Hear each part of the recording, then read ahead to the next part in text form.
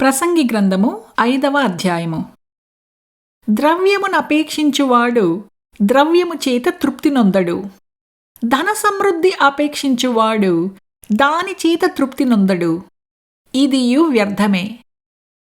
ఆస్తి ఎక్కువైన ఎడల దాని భక్షించువారును ఎక్కువగుదురు.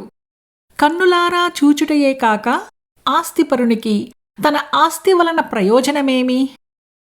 కష్టజీవులు కొద్దిగా తినినను ఎక్కువగా తినినను సుఖనిద్ర నొందుదురు. అయితే ఐశ్వర్యవంతులకు తన ధన సమృద్ధి చేత నిద్ర పట్టదు.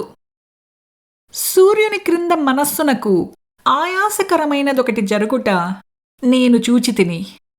అదేదనగా ఆస్తి కలవాడు తన ఆస్తిని దాచిపెట్టుకొని తనకు నాశనము తెప్పించుకొనును. అయితే ఆ ఆస్తి దురదృష్టము వలన నశించిపోవును.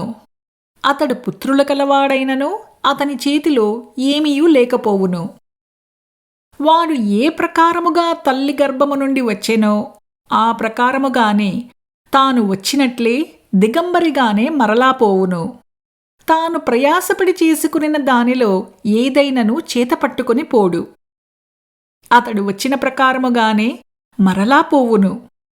గాలికి ప్రయాసపడి సంపాదించిన దాని వలన వానికి లాభమేమి?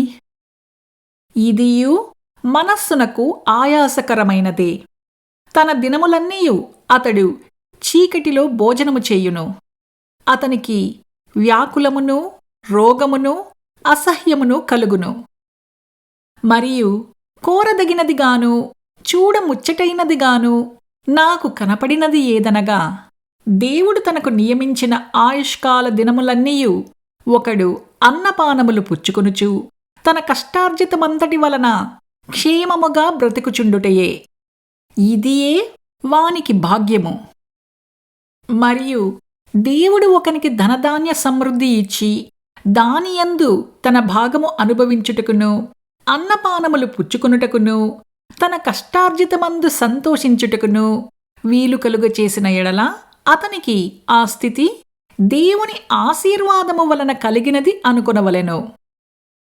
అట్టివానికి దేవుడు హృదయానందము దయచేసియున్నాడు కనుక అతడు తన ఆయుష్కాల దినములను జ్ఞాపకము చేసుకొనడు.